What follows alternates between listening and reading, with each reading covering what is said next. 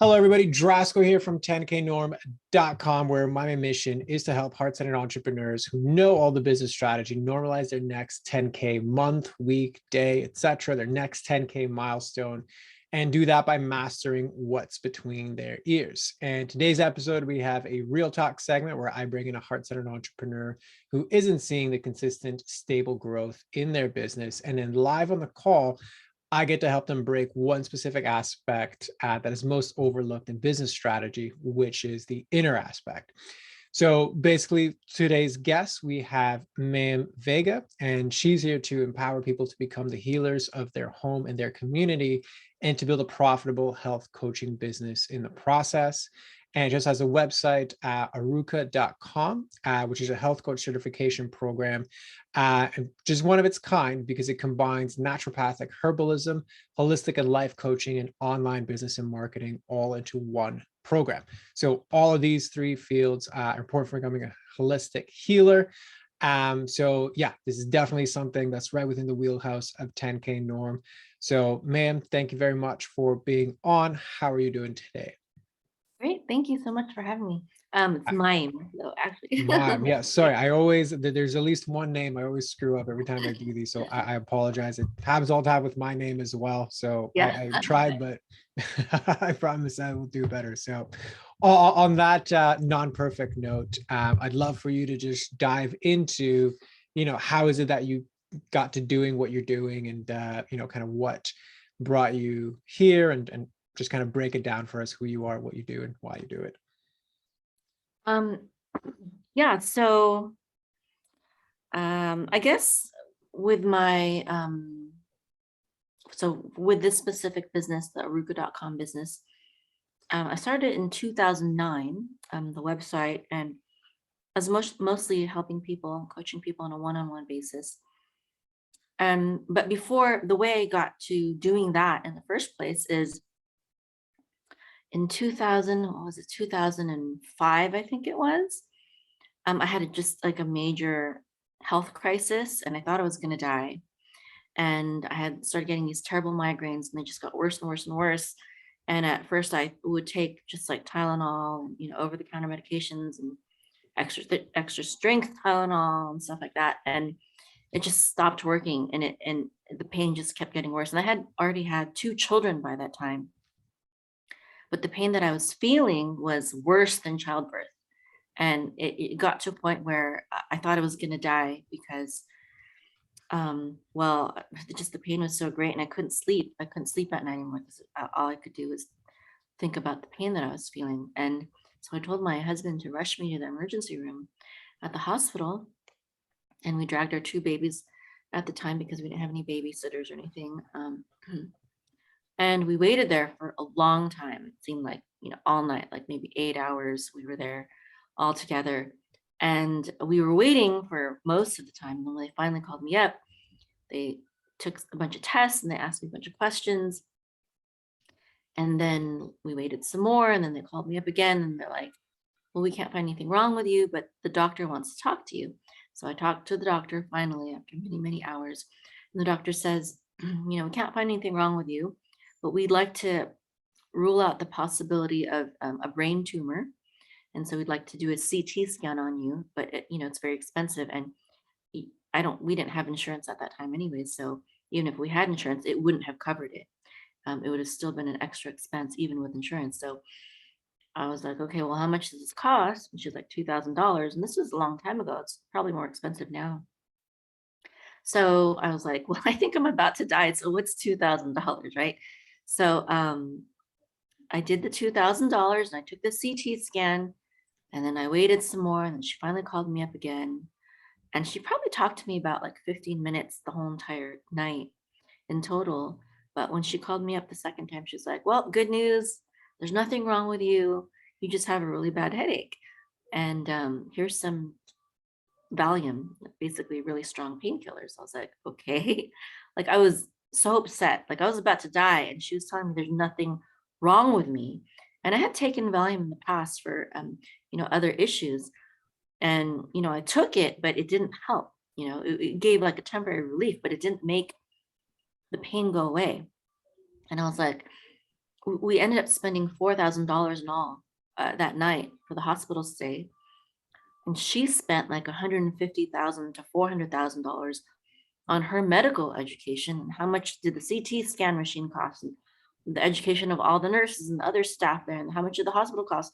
And for all the hundreds of thousands of dollars that they poured into this system, this hospital system, they couldn't find anything wrong with me. I was like, this is ridiculous. There's something seriously wrong and broken with the system that, that this is going on. They can't give me any answers. So that's when I decided to take my healing into my own hands. And that's how I decided to become a healer, naturopathic herbalist. And I studied a lot. I studied at a lot of different schools until I was finally satisfied, with what I knew.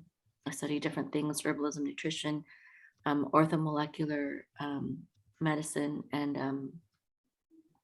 until I was finally satisfied. And I started helping people, and then right before the pandemic happened, I started getting a lot of requests to start teaching what I do, not just helping people, but teach.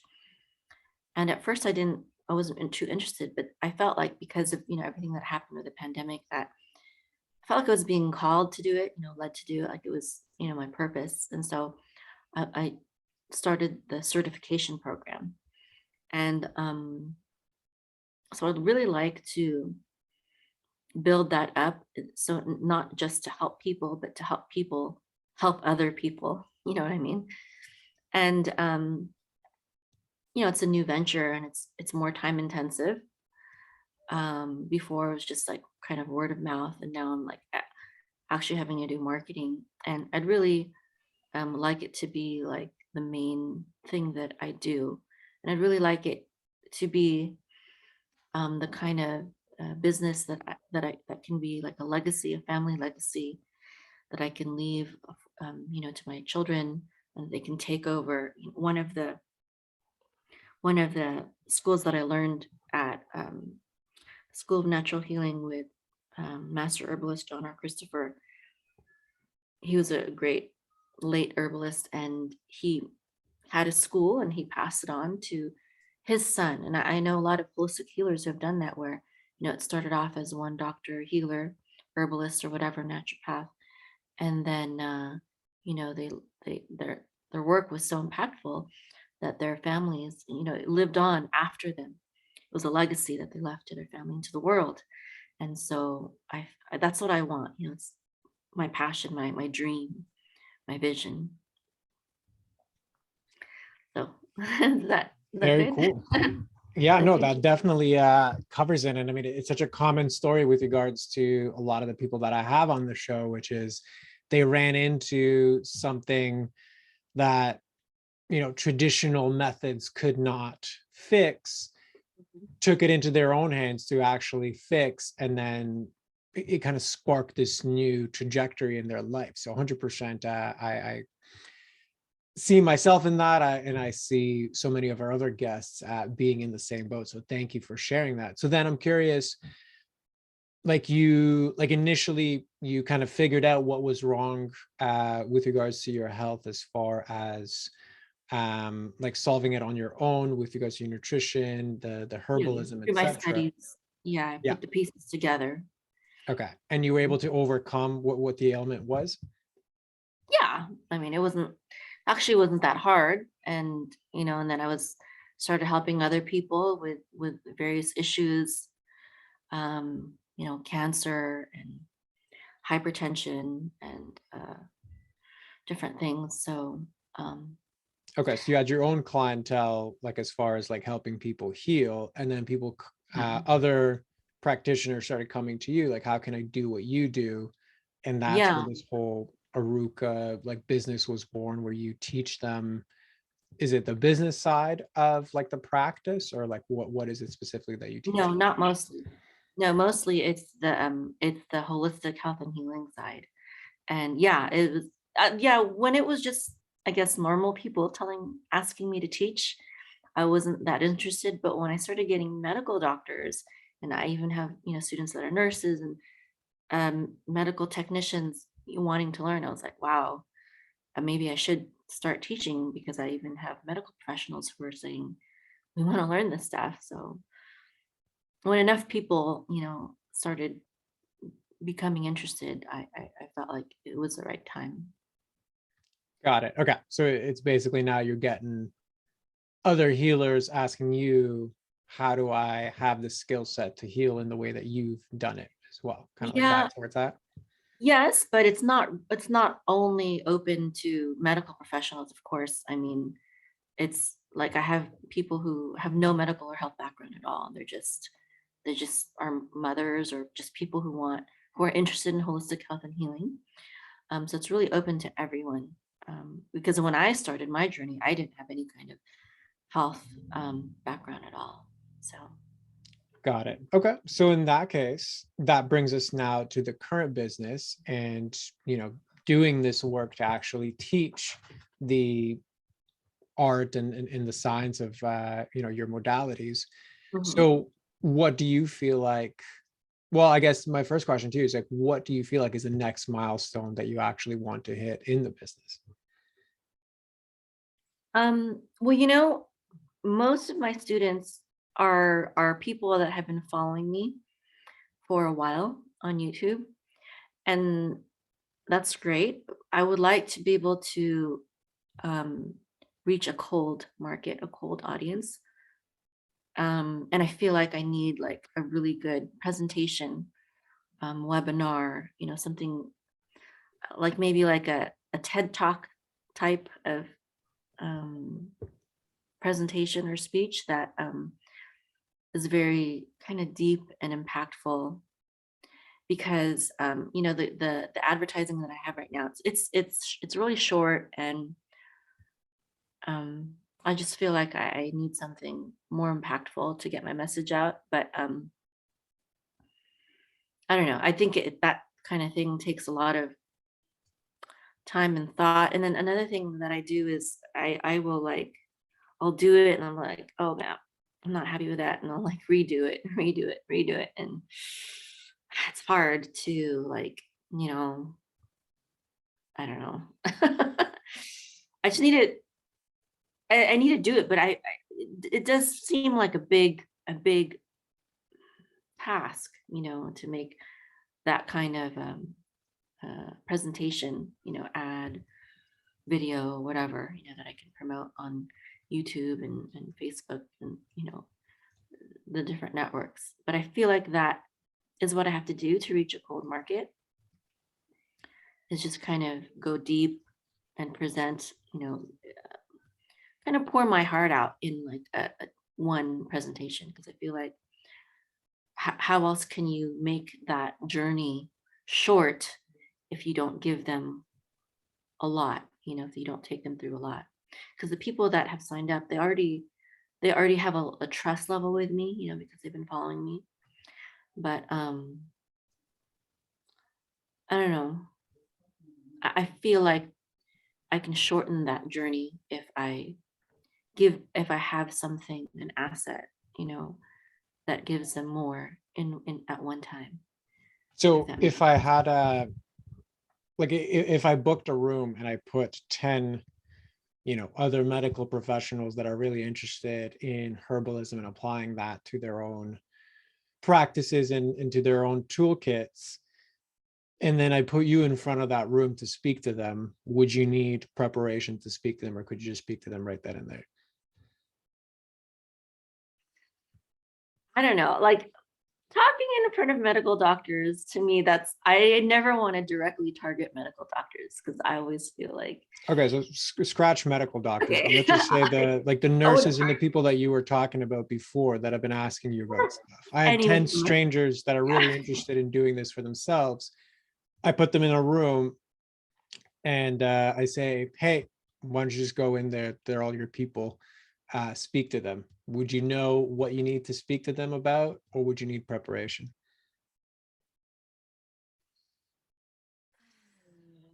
Question. I think I would need a little I think I would need a little preparation first of what I would want to say. Okay. And what I would could that probably, preparation be for? Just to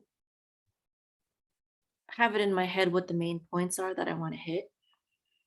You know, I think if I know like the outline of what I want to say, I could say it off the cuff, but I want to know the talking points. At least like have like a maybe one piece of paper that has like, you know, the points that I want to hit, And if you even if didn't it's just have that, would you be freaked out?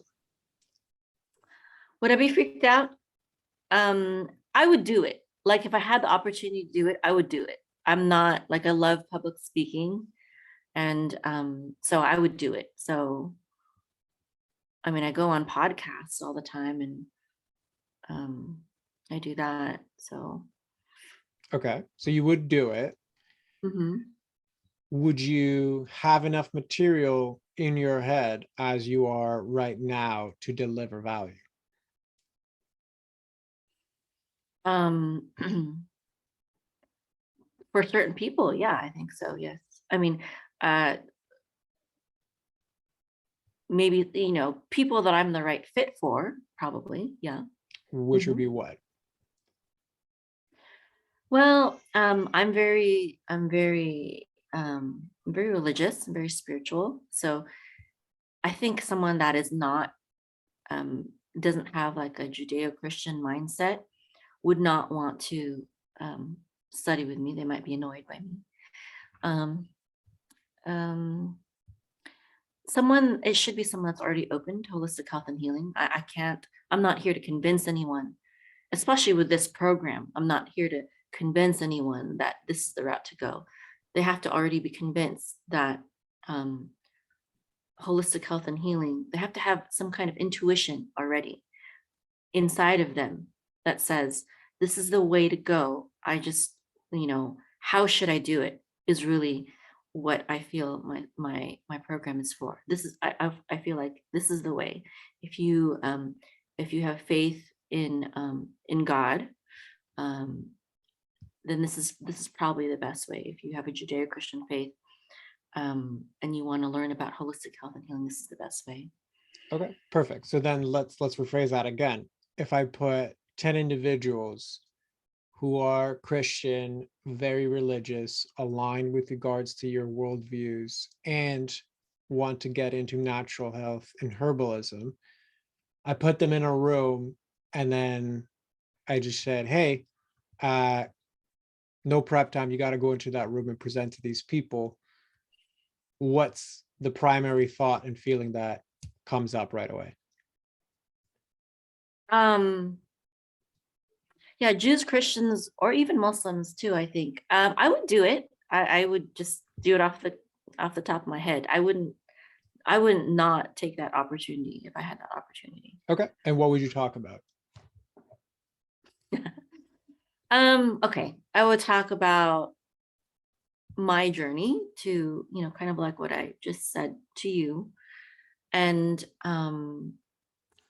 probably a few testimonies from my students, and also talk about our school, our program, the the 8 modules that we cover, and why each is important, and why there's such a need for holistic health and healers today. I think that'd be good. I wish I wrote that down because it probably just forgot. I think that would be good as well. And why do you think I was asking you those questions?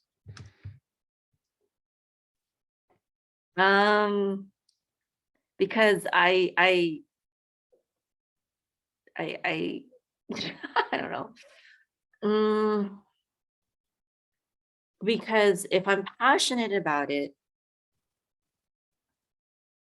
it should be in me. Like I wouldn't be passionate about something that I don't know about, right? Or that I couldn't talk about. It's usually not the case, Okay, right? so that's interesting because so the reason you think I was asking those questions is to confirm that you're passionate about this subject. No, I don't think that. I think that you asked me those questions to, I would say, help me see that it's not that hard. Like you already have it, like you already know what to say if you just, okay. So another thing is like, okay, I just said that to you, but now I'm thinking, okay, was that good enough though? Was that thorough enough? Okay, I don't so know. beautiful observation. So you're on the right track, and this is what I want Mm. to highlight to you, right?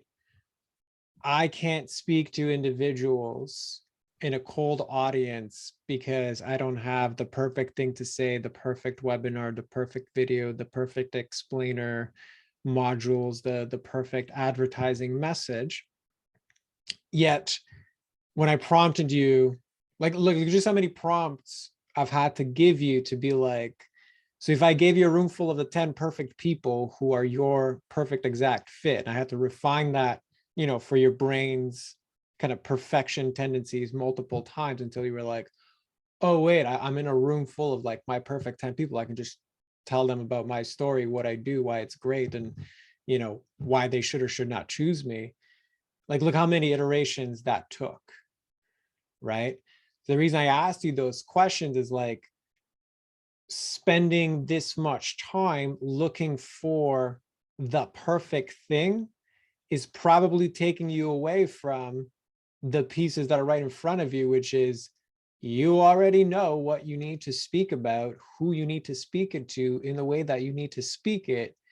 So the more you're playing the game of what's the perfect webinar, you're missing the point and playing the wrong game, which is really asking yourself the question, why am I so focused on perfection to the point that it's actually holding me back from speaking?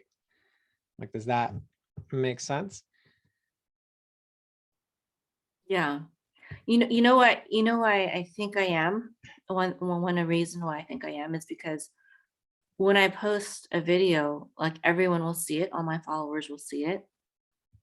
And if it's not perfect and I want to redo it again, I'll feel like, oh, she's just spamming us now. She's like doing the same thing over and over again. And she keeps like posting it, but it's only slightly different. Like I don't wanna, Right. So, okay, let's look I'm at gonna that. do So that thought of, okay, if I post it again, it's spam. How do you feel when you think that thought? well, I don't want to spam people.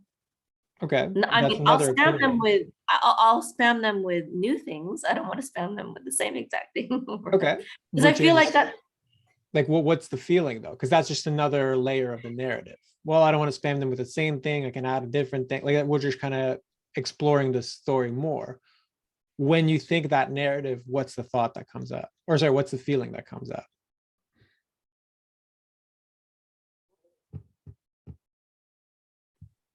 Um,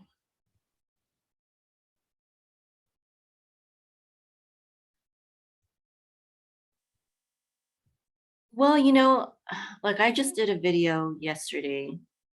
Well, it wasn't, it's not, it's more like just a podcast. And So, okay, I'm going to I, pause you right there yeah, because, like, again, I just want to point out how your brain likes to divert away from, right? Like, what's the feeling? Your brain goes to, well, I just did a video yesterday. That's not a feeling, right? So, narrative of, I don't want right, to right, spam right, people. What's the right. feeling when you think that particular thought? Okay. If I like, if I don't like if I just do it and I don't like it, I want to do it again. Which is a thought. What's the feeling? Like, what do you Annoyed, feel in your body? Okay, annoyed, annoyed. All right, annoyed. perfect. Anything else? Um,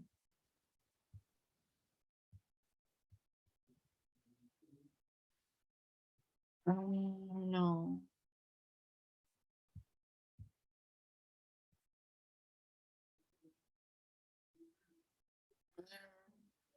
I don't know.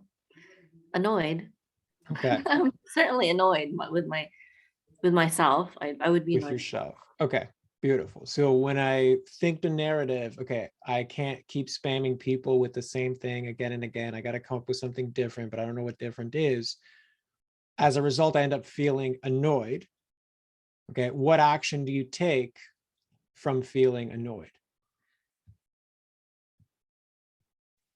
So if I were to do it and then I get annoyed with myself, is that what you're saying? Well, if I were to do it, Uh-huh. if you don't do it, then we're actually just arguing with reality. If the reality is, I think the narrative of spamming people, I get annoyed. What do you actually do? Like historically speaking, 90% of the time, what do you do?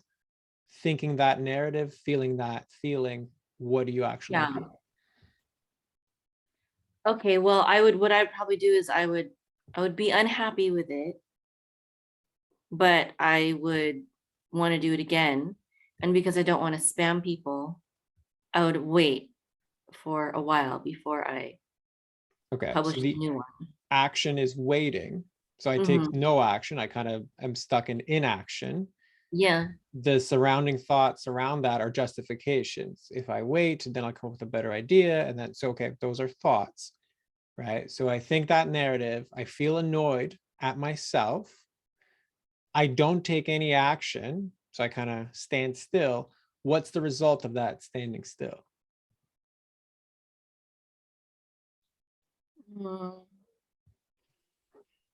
Mm. Well, I guess the result is not being able to reach out to people and not being able to enroll more students. Right. So the result is basically the inaction leads to no speaking about what it is that I actually do, which further reinforces, oh, I must not have the perfect thing to say. So therefore, I can't continue to spam people, which will again make me annoyed, make me not take action, and just kind of repeat that loop. So does that resonate with you or no? I think that's it. Yeah. It's like the elephant in the room that I don't want to deal with. Yes, I would agree with you on that one because look how many prompts, like you saw how your brain, as soon as I was like, how do you actually feel about this? What is the reality of the situation? It's like, no, but this, no, but that. If I did it, like let's go to the past, let's go to the future, let's go to another justification, let's go to a different part of the narrative. It just keeps looping, like it's just dancing around this one issue, which is, essentially the inaction and this needs to be perfect, right? And realistically, like perfectionism is just a fancy way of covering up fear, right? Covering up, I'm not good enough. So how does that land for you? I mean, definitely, yeah. There always is that. Like, it's not gonna be good enough for sure. Yeah. Perfect. So when you trace it back, then what kind of comes up for you as far as a realization from that part of the conversation? I'm sorry, I didn't understand your statement. Yeah. So like reflecting back on it now, right? So kind of this whole perfectionism thing is circling back around be not being good enough. So that's why I don't really do anything. That's why I always look for perfect. What's kind of your takeaway from that like from that part of the conversation?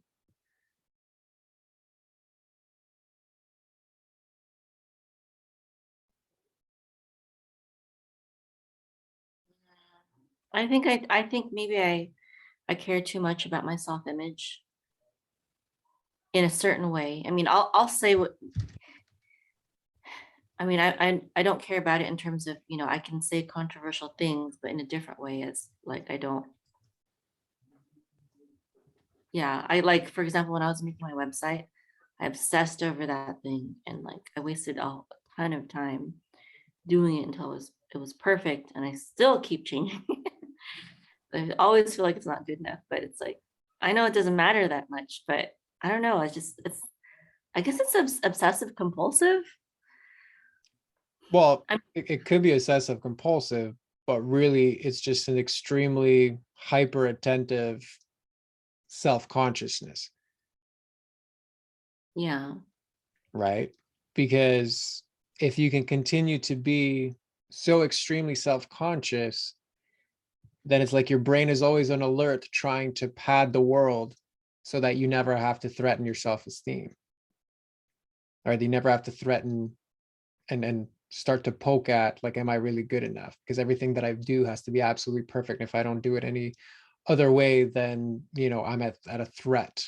I'm at potential loss to actually be thought of as not good enough. So I rather just pad everything that I do with as much like focus and alertness and fine tuning and polishing, so that never actually has to happen.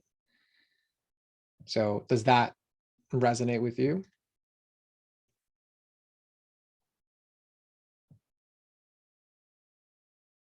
Yeah, I think maybe, yeah, I hesitate too much.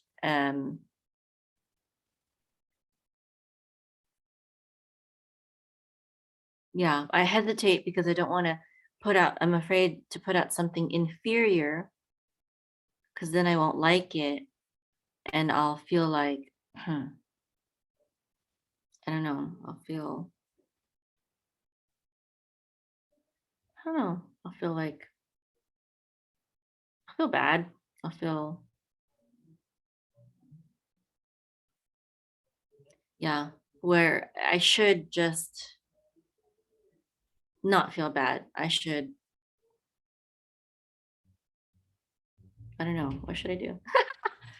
Well, Um, I think that's also part of the problem, is like, what should I do? what should I do about that problem, right? Of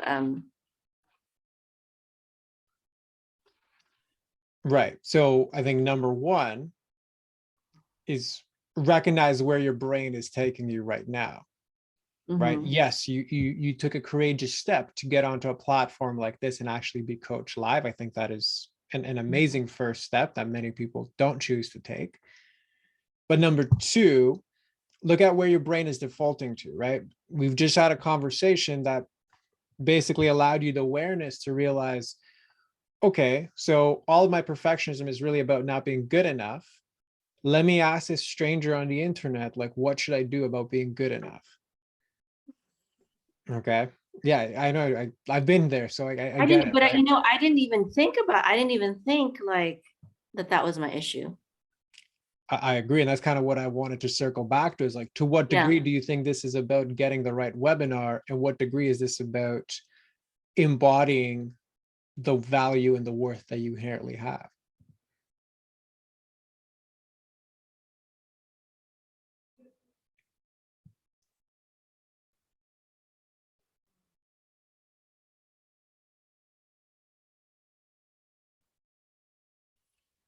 I mean, I think what I have is very valuable. I mean, the knowledge that I'm sharing um saves lives, reduce Agreed. Now, to reduces what pain. degree are you sharing that? Um well, I'm sharing it on a small level with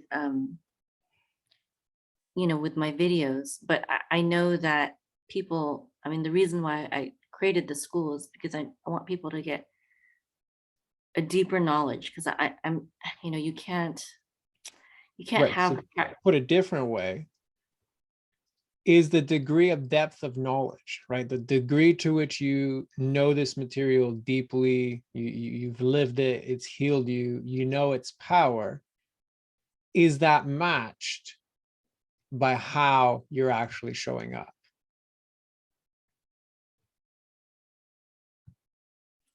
no, not. It's I would not. agree so, based off of what you've told me today, Yeah. right? And that's kind of I what I was getting at. mhm. Like, to what degree is that the real issue versus I need a right video, I need the right website, I need the right webinar?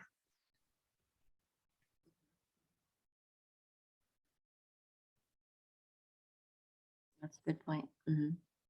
So what would you say? What do you think? Uh, so what I'm thinking is that, oh, sorry, someone, hold on. Let's move.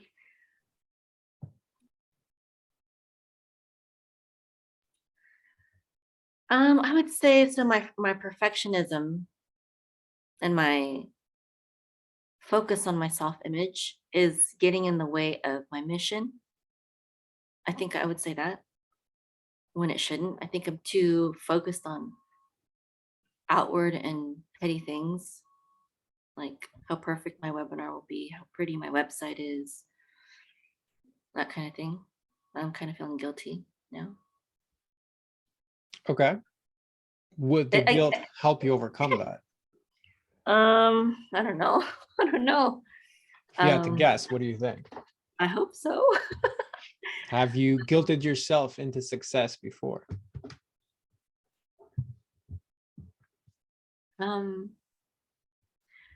Success for me usually comes through persistence and consistency.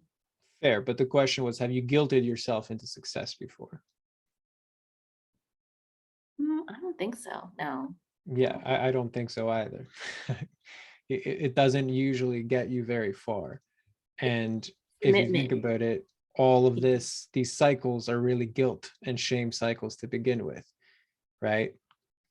If a part of me was whole, or I viewed myself as whole, I wouldn't have to obsess about being perfect to just literally release the beautiful knowledge that I have in my head. Right? So it always comes back to this.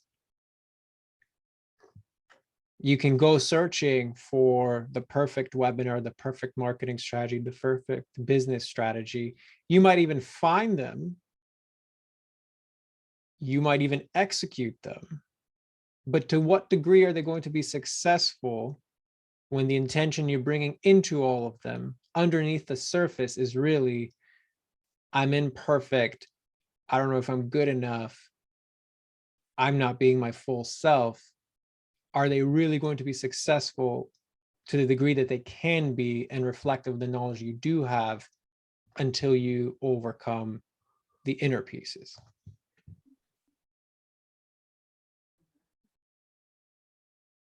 That's good. So how does that land for you? It's good. I needed to hear that. I think I needed to hear that. It's not I always the think I need. prettiest of things to hear, but yes. Mm-hmm. So why don't you just kind of share then with everybody? Because, it's not, well, actually, okay, let's just kind of say it like this. Within the context and the container of just like this podcast, obviously we can't dive into the full picture of like embodying that wholeness, right? Because that's going to take it's a process to go through. Does this feel complete for you, or is there still something left outstanding? Um,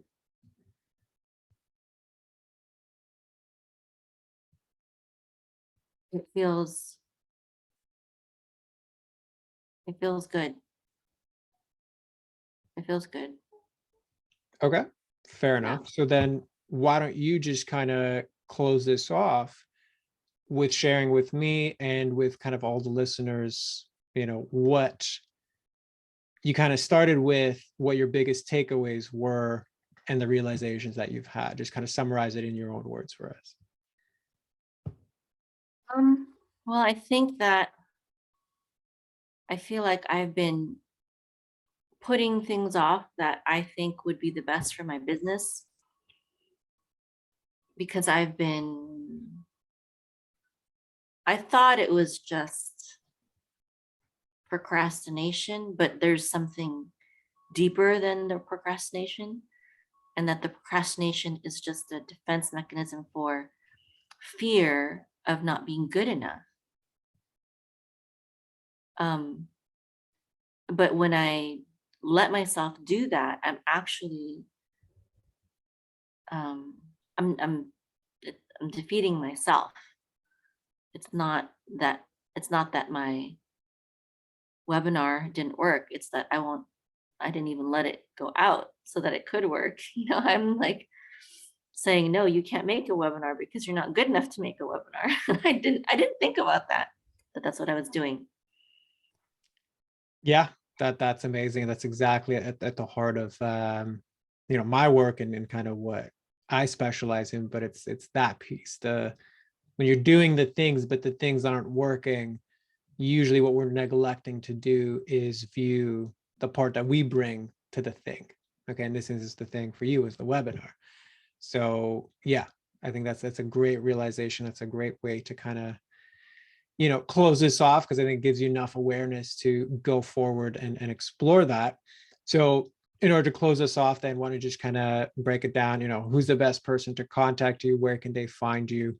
Kind of floor is yours for all of that. Okay.